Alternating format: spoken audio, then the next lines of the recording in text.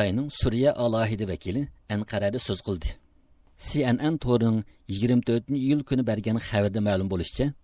Xitoyning Suriya alohida vakili Shi Shaoshan Irondagi ziyoratini tugatgandan keyin Turkiyaga yetib kelib, Anqarada Turkiya Tashqi ishlar ministrligi mas'ullari bilan Suriyaning hozirgi ahvoli to'g'risida muzokara olib borgan. Orqadan Xitoyning Anqara elchixonasida axborot e'lon qilish yig'ini uyushtirgan. U so'zida Anqarada Tashqi ishlar ministrligi mas'ullari bilan Suriyaning hozirgi ahvoli to'g'risida muzokara olib borganligini, Turkiya bilan Xitoydan iborat ikki davlatning Suriya masalasini siyosiy yo'l bilan hal qilish xizmatini tuzitish masalasida o'xshash ko'z qarashga ega ekanligini va bu to'g'rida birlikda tirishchanlik ko'rsatishga qaror qilganligini bildirgan. U yana Xitoyning masalani siyosiy yo'l bilan hal qilishda ching turganligini,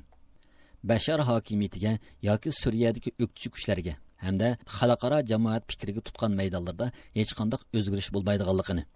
har qachon Suriyaning egilik huquqi va zamin butunligiga hurmat qilinishi kerakligini, Suriya masalasini hal qilishda bu yerdagi chet elliklar masalasining intayin muhim ekanligini, Ikkinchi dunyo urushidan keyin maydonga kelgan bu yerdagi musofirlar krizisining qandoq maydonga kelganligini, munosabatli taraflarning buni ko'zdan kechirib chiqishi kerakligini o'tirib qo'ygan.